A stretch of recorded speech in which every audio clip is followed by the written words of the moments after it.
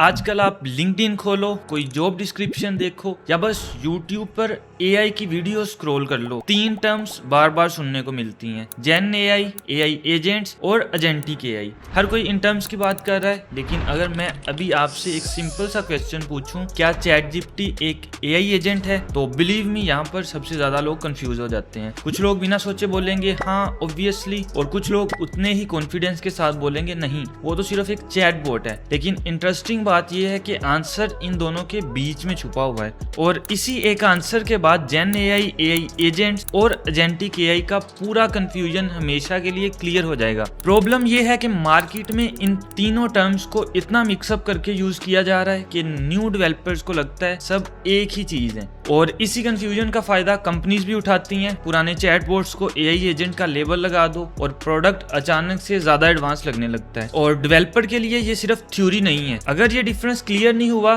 तो या आप गलत प्रॉब्लम के लिए गलत एआई चूज करोगे या इंटरव्यू में एजेंटिक एआई का नाम सुनते ही अटक जाओगे। इसलिए आज इस पूरे टॉपिक को जीरो से समझेंगे, बिल्कुल सिंपल लैंग्वेज में, ऐसा कि वीडियो खत्म होते ये तीनों टर्म्स कभी मिक्स नहीं होंगी। और एंड में मैं आपको एक ऐसी चीज दिखाऊंगा जो शायद आप रोज यूज करते हो, एंड्रॉइड स्टूडियो। उसी के अंदर आपको जेन एआई भी मिलेगा और एजेंटिक एआई भी, सेम सॉफ्टवेयर, लेकिन दोनों का काम बिल्कुल अलग है। और स्क्रीन पर देखते ही आपको इंस्टेंटली समझ आ जाएगा कि एक्चुअल डिफरेंस क्या है। तो सबसे पहले समझते हैं जेन एआई आखिर होती क्या है। जेन एआई यानी जनरेटिव एआई का काम उसके नाम में ही छुपा हुआ है, जनरेट करना यानी नई चीजें बनाना। आप उससे जो भी मांगोगे, अगर वो उसकी कैपेबिलिटी में है तो वो बना के दे देता है। टेक्स्ट लिखना हो, कोड जनरेट करना हो, ईमेल ड्राफ्ट करनी हो, इमेज क्रिएट करनी हो या वीडियो बनानी हो, जेन एआई ये सब कर सकता है। चैटजीपीटी, जेमिनी, क्लॉड, मिडजर्नी,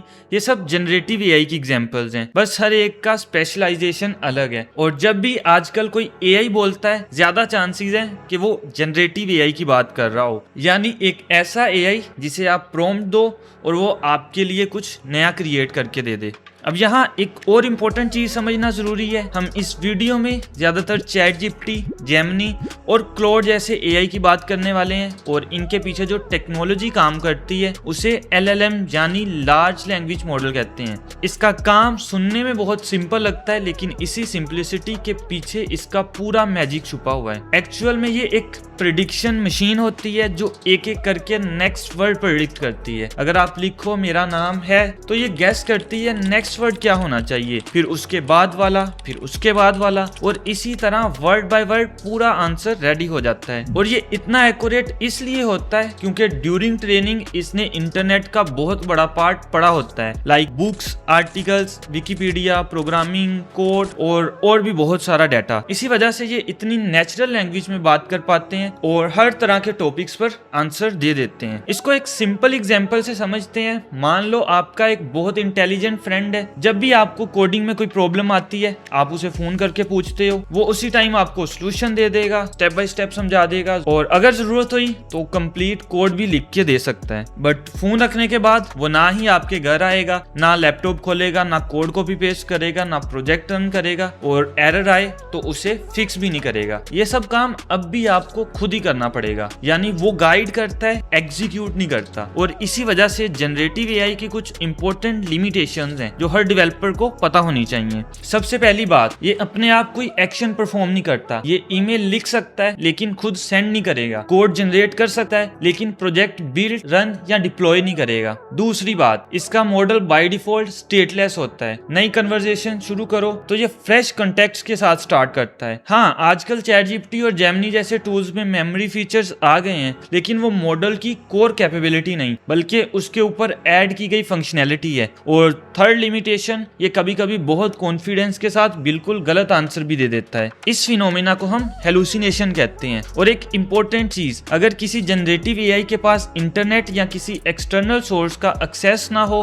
तो वो सिर्फ उतनी ही इंफॉर्मेशन यूज कर सकता है जितनी उसने ड्यूरिंग ट्रेनिंग सीखी है। इसीलिए उसकी नॉलेज की भी एक लिमिट होती है जिसे नॉलेज कट ऑफ कहते हैं। अगर आप उसे पूछो आज गोल्ड का क्या रेट है, तो वो करंट आंसर तभी दे पाएगा जब उसके पास किसी एक्सटर्नल सोर्स सोर्स से लाइव इंफॉर्मेशन लाने का तरीका हो, और इसी एक्सटर्नल सोर्स को हम कहते हैं टूल। ये वर्ड अभी याद रखना, because the entire concept of agentic AI revolves around it. तो अब तक पिक्चर कुछ ऐसी बनी, जनरेटिव एआई सोच सकता है, लिख सकता है, एक्सप्लेन कर सकता है, बट खुद उठकर काम नहीं करता। अब सोचो अगर इसी एआई को टूल्स दे दिए जाएं, खुद डिसीजन लेने की एबिलिटी दे दी जाए और सिर्फ आंसर देने की जगह काम कंप्लीट करना भी सिखा दिया जाए, तब क्या होगा? तब स्टार्ट होती है एजेंटिक एआई की स्टोरी। पहले हम बात कर लेते हैं एआई एजेंट्स की, मतलब एआई एजेंट होता क्या है। अगर एक लाइन में इसकी डेफिनेशन की बात करें तो AI agent means knowledge plus action. एक नॉर्मल एलएलएम आपको सिर्फ आंसर देता है, बट जब उसी एलएलएम को खुद एक्शंस लेने की कैपेबिलिटी दे दी जाए तो वो एआई एजेंट बन जाता है। मतलब वही जेन एआई वाला दिमाग, लेकिन अब उसके पास सिर्फ बोलने की नहीं, काम करने की पावर्स भी होती हैं। वो फाइल रीड कर सकता है, कोड लिख सकता है,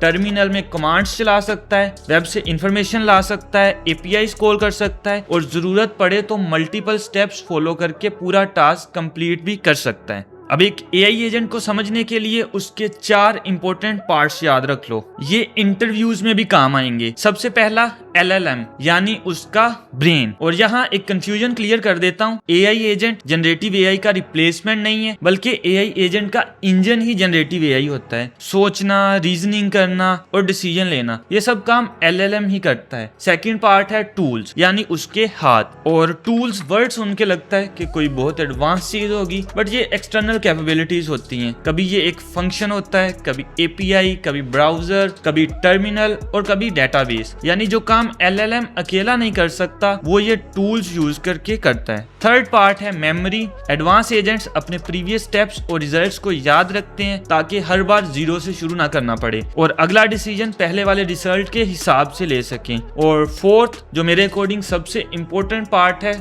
और जिसे बहुत से लोग इग्नोर कर देते हैं, वो है लूप। एआई एजेंट सिर्फ एक बार आंसर करके नहीं रुकता, वो पहले सोचता है, फिर एक्शन लेता है, रिजल्ट चेक करता है, और अगर टास्क कंप्लीट ना हुआ तो दोबारा सोचता है, फिर नेक्स्ट एक्शन लेता है, और ये साइकिल तब तक चलती रहती है जब तक ऑब्जेक्टिव अचीव ना हो जाए। और यही चीज एक नॉर्मल जनरेटिव एआई और एआई एजेंट के बीच सबसे बड़ा डिफरेंस क्रिएट करती है।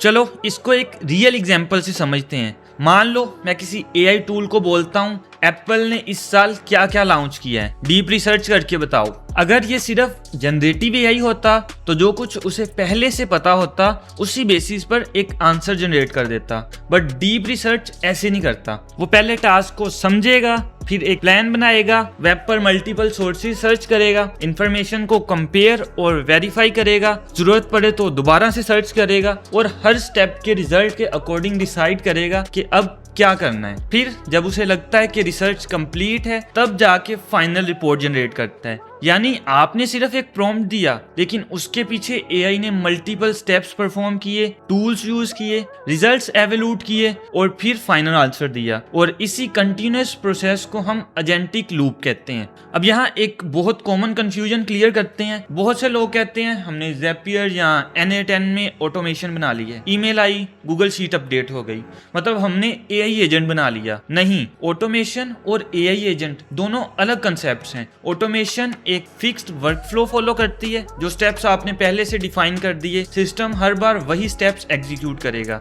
बट एआई एजेंट के पास डिसीजन लेने की कैपेबिलिटी होती है। वो सिचुएशन को देखकर खुद डिसाइड करता है कि अब किस टूल को यूज करना है, कौन सी इंफॉर्मेशन रिक्वायर्ड है और नेक्स्ट स्टेप क्या होना चाहिए। इसलिए एक सिंपल रूल याद रखना, अगर हर स्टेप पहले से डिफाइंड है तो वो ऑटोमेशन है, और अगर सिस्टम खुद डिसाइड कर रहा है कि अब क्या करना है तो वो एआई एजेंट है। अब आते हैं थर्ड और सबसे कंफ्यूजिंग टर्म पर, एजेंटिक एआई। सबसे पहले एक बात क्लियर कर देता हूँ, एआई एजेंट और एजेंटिक एआई रिलेटेड जरूर हैं, लेकिन दोनों एक ही चीज नहीं है। एआई एजेंट को आप एक इंटेलिजेंट वर्कर समझ लो जो एक टास्क कंप्लीट करता है, जबकि एजेंटिक एआई एक अप्रोच है, एक पूरा सिस्टम डिजाइन करने का वे। यहाँ फोकस सिर्फ एक एजेंट पर नहीं होता, बल्कि इस बात पर होता है कि सिस्टम कितनी ऑटोनॉमी के साथ प्लानिंग, रीजनिंग और एग्जीक्यूशन कर सकता है। इसको समझने के लिए 4 कंसेप्ट्स याद रख लो। सबसे पहले प्लानिंग, बड़ा टास्क आता है तो सिस्टम उसे छोटे छोटे स्टेप्स में ब्रेक डाउन करता है। सेकंड है रीजनिंग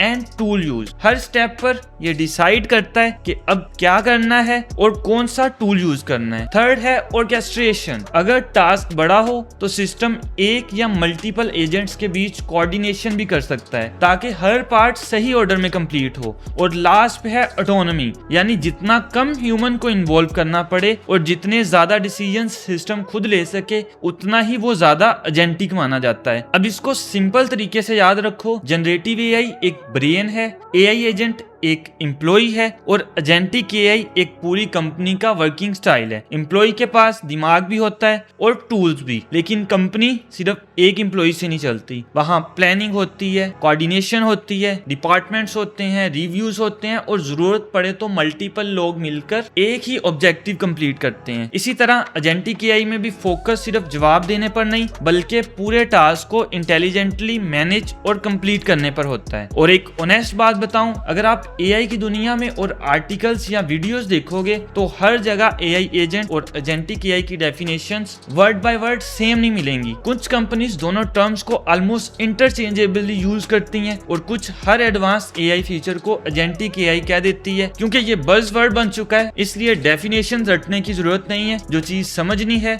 वो है प्रोग्रेशन। इसको आप एक सिंपल स्पेक्ट्रम की तरह देखो। सबसे पहले जनरेटिव एआई जो इंफॉर्मेशन जनरेट करता है, उसके बाद एआई एजेंट जो इंफॉर्मेशन के साथ एक्शंस भी परफॉर्म करता है, और फिर एजेंटिक एआई जहां एक या कई एजेंट्स मिलकर प्लानिंग, रीजनिंग और एग्जीक्यूशन के थ्रू पूरा वर्कफ्लो हैंडल करते हैं। यानी जैसे जैसे आप इस स्पेक्ट्रम में आगे बढ़ते हो एआई की ऑटोनॉमी बढ़ती जाती है और ह्यूमन इंटरवेंशन कम होती जाती है। और सबसे इंपॉर्टेंट बात, ये तीन अलग अलग टेक्नोलॉजीज नहीं है, हर अगला लेवल पिछले लेवल के ऊपर बिल्ड होता है। एजेंट के अंदर जनरेटिव एआई ही काम कर रही होती है और एजेंटिक एआई के अंदर वही एजेंट्स मिलकर और ज्यादा इंटेलिजेंट वे से काम कर रहे होते हैं। थ्योरी तो समझ आ गई, लेकिन डेवलपर के लिए असली सवाल ये है, ये डिफरेंस प्रैक्टिकल लाइफ में दिखता कहाँ है। तो चलो अब वही टूल खोलते हैं जिसका प्रॉमिस मैंने वीडियो के बिल्कुल स्टार्ट में किया था। जल्दी से अपना एंड्रॉइड स्टूडियो खोलो। साइड में जेमिनी बैठा होता है। अगर आप उसे चैट में पूछते हो ये कंपोज फंक्शन कैसे लिखूं या ग्रेडल एरर क्यों आ रहा है, तो वो आपको एक्सप्लेनेशन देगा, कोड लिख के देगा और सॉल्यूशन सजेस्ट करेगा। लेकिन उस कोड को प्रोजेक्ट में लगाना, बिल्ड चलाना और चेंजेस अप्लाई करना, ये सब अब भी आप ही करते हो। यानी यहाँ जेमिनी सिर्फ जनरेट कर रहा है और इसीलिए ये जनरेटिव एआई है। अब इसी एंड्रॉइड स्टूडियो के अंदर एजेंट मोड खोल लो, यहाँ गेम पूरी तरह बदल जाती है। अब आप सिर्फ गोल देखते हो, अब आप सिर्फ गोल देते हो, जैसे इस स्क्रीन में डार्क थीम ऐड करो और बिल्ड एरर्स भी फिक्स कर दो। उसके बाद सिस्टम खुद प्रोजेक्ट को समझता है, प्लान बनाता है, रेलिवेंट फाइल्स आइडेंटिफाई करता है, उनमें चेंजेस करता है, बिल्ड रन करता है, एरर्स मिले तो उन्हें फिक्स करने की कोशिश करता है और सेंसिटिव चेंजेस के लिए आपसे अप्रूवल भी लेता है। यानी यहाँ एआई सिर्फ जवाब नहीं दे रहा, काम कंप्लीट करने की डायरेक्शन में कंटिन्यूअसली एक्शंस ले रहा है। और ये सिर्फ मेरी इंटरप्रिटेशन नहीं है, गूगल ने अपनी ऑफिशियल डॉक्यूमेंटेशन में इस फीचर को खुद एजेंटिक एआई इन एंड्रॉइड स्टूडियो कहा है। अब देख रहे हो सेम सॉफ्टवेयर लेकिन दो बिल्कुल अलग एक्सपीरियंसेस। एक तरफ जेमिनी चैट जहां एआई सिर्फ गाइड करता है, दूसरी तरफ एजेंट मोड जहां एआई खुद एक्शंस लेकर टास्क कंप्लीट करने की कोशिश करता है। और ये सिर्फ एंड्रॉइड स्टूडियो तक लिमिटेड नहीं है, कर्सर में भी चैट मोड और एजेंट मोड का एग्जैक्टली यही डिफरेंस है। क्लाउड कोड भी इसी अप्रोच पर काम करता है। पैटर्न चेंज नहीं होता, सिर्फ टूल्स चेंज हो जाते हैं। और अब टाइम है उस क्वेश्चन के आंसर देने का जो मैंने वीडियो के स्टार्टिंग में पूछा था, क्या चैट जीपीटी एक एआई एजेंट है? सच ये है दोनों ग्रुप्स आधे आधे सही थे। चैट जीपीटी की कोर कैपेबिलिटी जनरेटिव एआई है, आप प्रॉम्प्ट लिखते हो वो जवाब जनरेट करता है। लेकिन जब उसे वेब सर्च, कोड एग्जीक्यूशन या दूसरे टूल्स यूज करने का एक्सेस मिल जाता है तो वो कई सिचुएशंस में एक एजेंट की तरह बिहेव करता है। यानी प्लानिंग करता है, टूल्स यूज करता है, इंटरमीडिएट स्टेप्स लेता है और रिजल्ट वेरीफाई करता है। इसीलिए आजकल एक ही प्रोडक्ट के अंदर आपको जनरेटिव एआई भी मिल सकती है और एजेंटिक कैपेबिलिटीज भी, बिल्कुल वैसे ही जैसे अभी हमने एंड्रॉइड स्टूडियो में देखा। तो अगली बार जब भी कोई नया एआई प्रोडक्ट देखो, सिर्फ एक एक सिंपल सा क्वेश्चन पूछना, क्या ये सिर्फ कंटेंट जनरेट कर रहा है? अगर हाँ तो ये जनरेटिव एआई है। क्या ये टूल्स यूज करके एक टास्क खुद कंप्लीट कर रहा है? तो ये एक एआई एजेंट है। और क्या ये प्लानिंग, रीजनिंग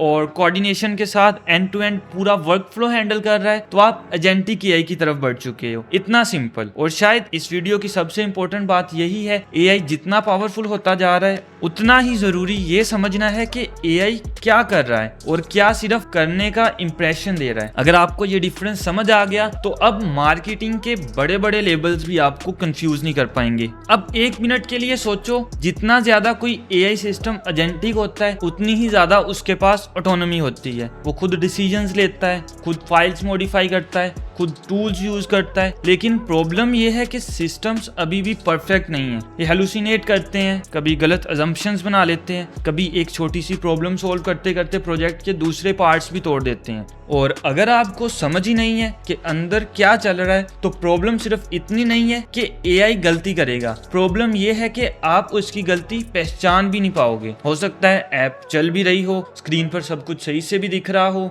लेकिन अंदर का कोड पुअरली स्ट्रक्चर्ड हो, अननेसेसरी कम्प्लेक्सिटी से भरा हो, परफॉर्मेंस इश्यूज क्रिएट कर रहा हो या सिक्योरिटी रिस्क्स इंट्रोड्यूस कर रहा हो। और यही वो बात आती है जो मैं बहुत पहले से कहता आ रहा हूँ, working code is not enough. सिर्फ कोड का चल जाना सक्सेस नहीं होता। असली सक्सेस तब है जब वो कोड मेंटेनेबल हो, स्केलेबल हो और सबसे इम्पोर्टेंट आप उसे समझते भी हो। वरना प्रोजेक्ट जैसे जैसे बड़ा होता है वही चलता हुआ कोड सबसे बड़ी प्रॉब्लम बन जाता है। और इसीलिए मैं एक बात बार बार रिपीट करता हूँ, मैं एआई के अगेंस्ट नहीं हूँ, मैं खुद रोज एआई यूज करता हूँ, मैं एआई पे डिपेंडेंस के अगेंस्ट हूँ। फर्क सिर्फ इतना सा है, जब आप फंडामेंटल्स समझते हो तो एजेंटिक एआई आपका सुपर पावर बन जाता है। लेकिन जब आप बिना सोचे हर सजेशन एक्सेप्ट करना स्टार्ट कर देते हो तो वही एजेंटिक एआई एक ऐसे इंटर्न की तरह बन जाता है जो गलती भी करता है और पूरे कॉन्फिडेंस के साथ करता है। मान लो दो डेवलपर्स के पास सेम एआई टूल है, सेम एजेंट, सेम प्रॉम्प्ट। पहले डेवलपर को फंडामेंटल्स आते हैं, वो एआई का आउटपुट देखता है और तुरंत बोल देता है नहीं यहाँ लॉजिक गलत है, इस पार्ट को दोबारा करो। दूसरे डेवलपर्स को फंडामेंटल्स ही नहीं आते, वो बस अप्रूव अप्रूव अप्रूव करता रहता है इस उम्मीद में कि एआई ने जो किया होगा ठीक ही किया होगा। दोनों के पास टूल एक ही था, रिजल्ट बिल्कुल अलग निकला। क्यों? क्योंकि डिफरेंस टूल में नहीं था, डिफरेंस डेवलपर में था। और शायद 2026 की सबसे वैल्यूएबल स्किल भी यही है, एक और एआई टूल चलाना सीखना नहीं बल्कि ये समझना कि एआई अंदर क्या कर रही है, उसके डिसीजंस को एवोल्यूट कैसे करना है और जरूरत पड़े तो उसकी गलती को चैलेंज कैसे करना है। आज कंपनी सिर्फ एआई यूज करने वाले लोग नहीं ढूंढ रही, वो ऐसे डेवलपर्स ढूंढ रही हैं जो एआई के साथ मिलकर काम कर सकें बिना उसके ऊपर अंधा भरोसा किए। तो अब सवाल सिर्फ इतना सा है, इस स्पेक्ट्रम में आप खुद कहां खड़े होना चाहते हो? वो डेवलपर जो एआई से रिप्लेस होने से डरता है या वो डेवलपर जिसे एआई और भी पावरफुल बना देता है? तो आंसर क्या है? आंसर सिंपल है, आपको इस स्पेक्ट्रम के किसी एक बॉक्स में नहीं रहना, आपको इस स्पेक्ट्रम के ऊपर खड़े होना है। मतलब डिसीजन आपका होना चाहिए, कब सिर्फ जनरेटिव एआई काफी है, जब जल्दी कोई कंसेप्ट समझना हो या कुछ जनरेट करवाना हो, कब एआई एजेंट यूज करना चाहिए जब एक स्पेसिफिक टास्क कंप्लीट करवाना हो, और कब एजेंटिक एआई की जरूरत है जब पूरा वर्क फ्लो ऑटोमेट करना हो। लेकिन हर केस में एक चीज कॉमन होनी चाहिए, आपको समझ होना चाहिए कि एआई अंदर क्या कर रहा है। और शायद इस वीडियो का सबसे बड़ा लेसन भी यही है, ये 3 टर्म्स रटने के लिए नहीं है, ये समझने के लिए थे, क्योंकि एआई का हर नया लेवल आपसे कम नॉलेज नहीं ज्यादा नॉलेज मांगता है। जितनी ज्यादा ऑटोनॉमी एआई को दोगे उतनी ही ज्यादा रिस्पॉन्सिबिलिटी डेवलपर की हो जाती है, और वो रिस्पॉन्सिबिलिटी तभी निभा सकते हो जब फंडामेंटल स्ट्रॉन्ग हो। टेक्नोलॉजी रोज बदलती रहेगी, टूल्स रोज बदलेंगे, लेकिन स्ट्रॉन्ग फंडामेंटल वो कभी आउटडेटेड नहीं होते। और अगर आप भी वैसे डेवलपर बनना चाहते हो जो एआई से रिप्लेस नहीं होता बल्कि एआई को अपना सुपर पावर बना लेता है, तो उसकी शुरुआत सिर्फ एक जगह से होती है, स्ट्रॉन्ग फंडामेंटल्स। इसी फिलोसफी के साथ मैंने एंडेफ फार्मूला डिजाइन किया है, फुल स्टैक एंड्रॉइड डेवलपमेंट, बिल्कुल बेसिक से लेके एडवांस लेवल तक। कोई शॉर्टकट नहीं, कोई 7 डेज में डेवलपर बनाने वाले प्रोमिसेस नहीं, सिर्फ कंसेप्ट्स, प्रैक्टिकल प्रोजेक्ट्स और एक प्रॉपर रोड मैप। अगर आप इंटरेस्टेड हो तो एनरोलमेंट का लिंक डिस्क्रिप्शन में मिल जाएगा, और वहां से आप लोग जाके एंडेफ फार्मूला के बारे में सारी इंफॉर्मेशन भी कलेक्ट कर सकते हो। और अगर आज की वीडियो ने जनरेटिव एआई, एआई एजेंट्स और एजेंटिक एआई का कंफ्यूजन क्लियर कर दिया है तो मुझे कमेंट्स में एक एआई एजेंट, एक जनरेटिव एआई और एक एजेंटिक एआई की एग्जांपल दे दो जल्दी से। आज की वीडियो के लिए बस इतना ही, मिलते हैं किसी और इंटरेस्टिंग वीडियो में। Till then take care, bye bye.